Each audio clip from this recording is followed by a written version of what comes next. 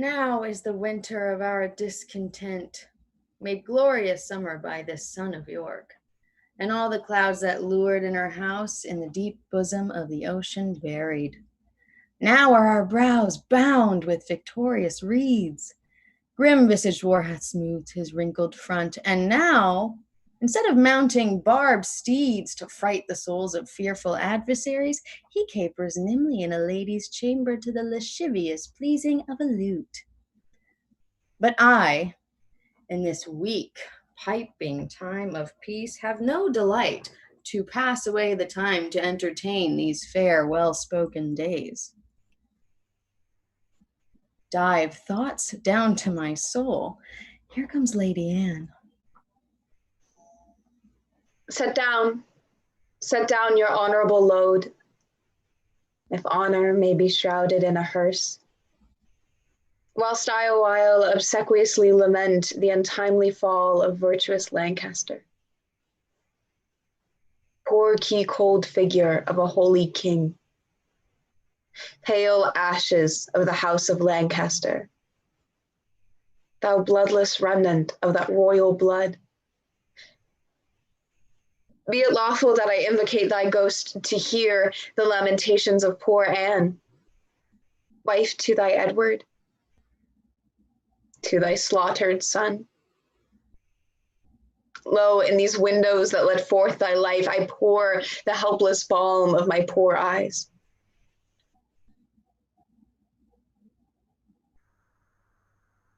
Cursed be the hand that made these holes.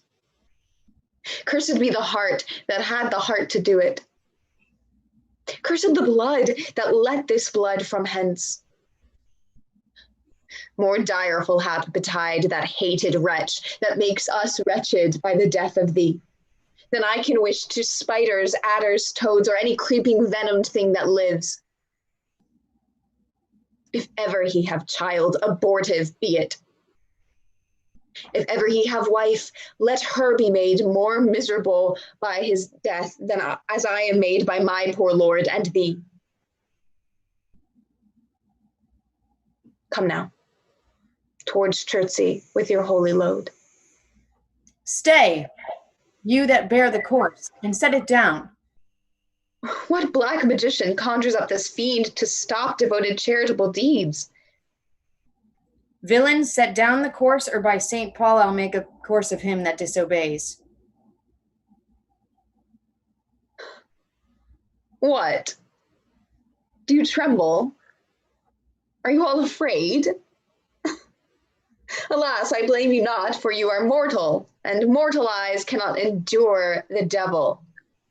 Avaunt, thou dreadful minister of hell! Thou hadst but power over his mortal body, his soul thou canst not have, therefore be gone. Sweet saint, for charity be not so cursed. Foul devil, for God's sake, hence, and trouble us not. If thy delight to view thy heinous deeds, behold this pattern of thy butcheries.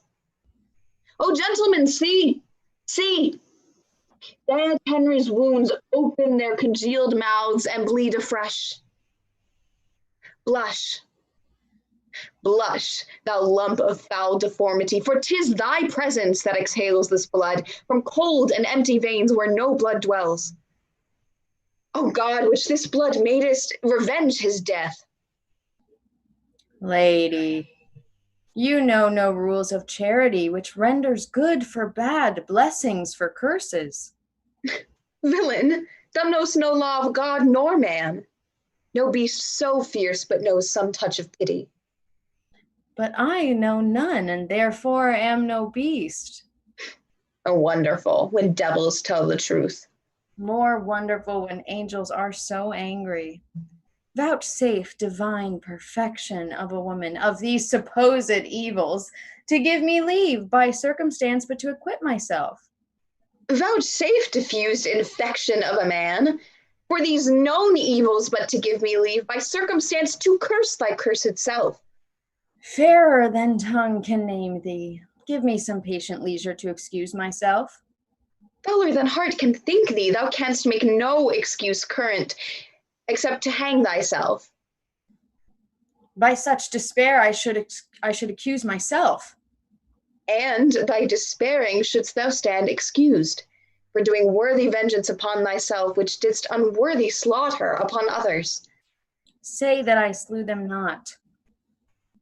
Why then they are not dead. But dead they are, and devilish slave by thee. I did not kill your husband. Why then he is alive. Nay, he is dead, but slain by Edward's hand. In thy foul throat thou liest. Queen Margaret saw thy murderous falchion smoking in his blood. Didst thou not kill this king? I grant ye. Dost grant me, hedgehog? Then God grant me too, thou mayest be damned for that wicked deed. Oh, he was gentle, mild, and virtuous. The fitter for the King of heaven that hath him. He is in heaven, where thou shalt never come. Let him thank me that helped send him thither, for he was fitter for that place than earth. And thou unfit for any place but hell. Yes, one place else, if you'll hear me name it. Some dungeon. Your bedchamber. Ill rest betide the chamber where thou liest.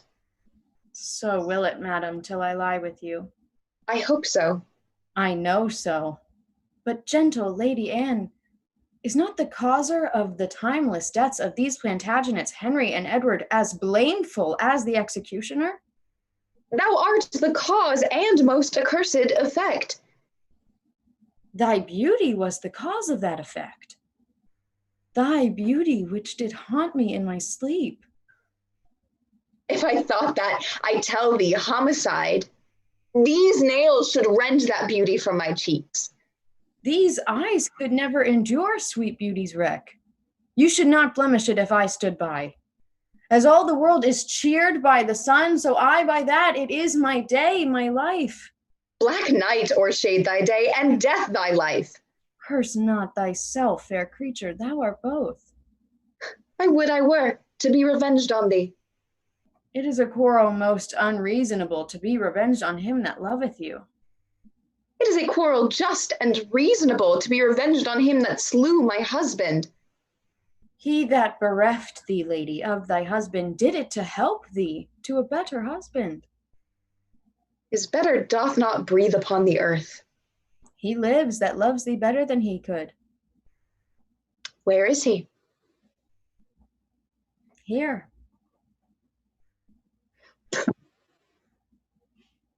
Why dost thou spit at me?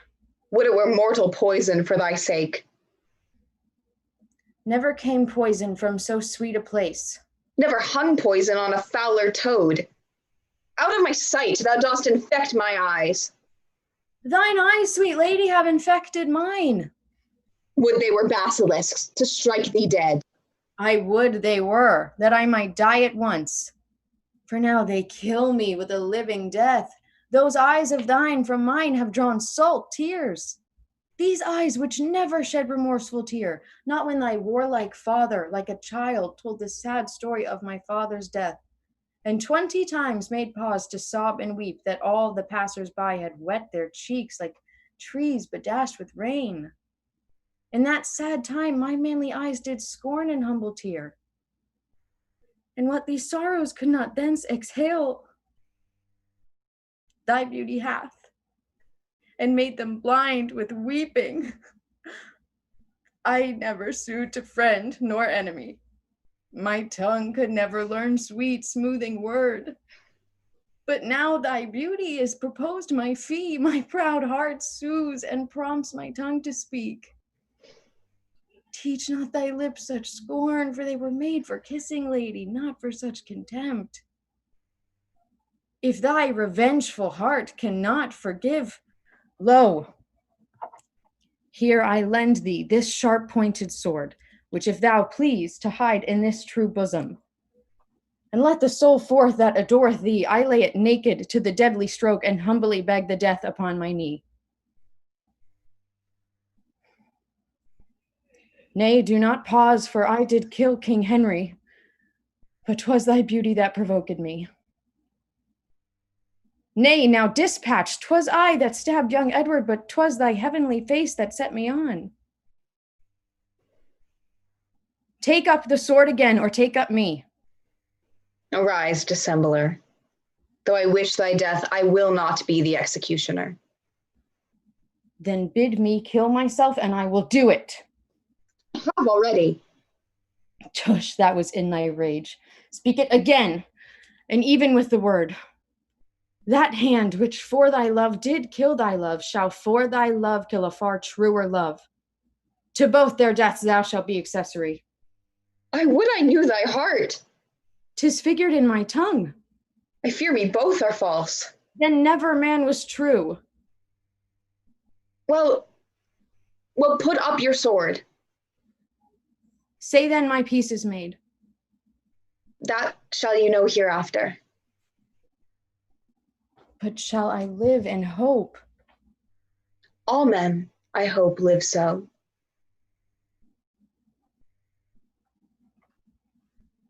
Vouchsafe to wear this ring.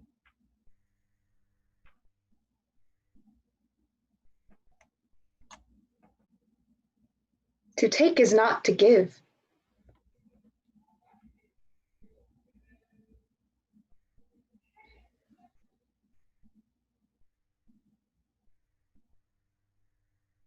Look how my ring encompasseth thou finger. Even so, thy breast encloseth my poor heart. Wear both of them, for both of them are thine.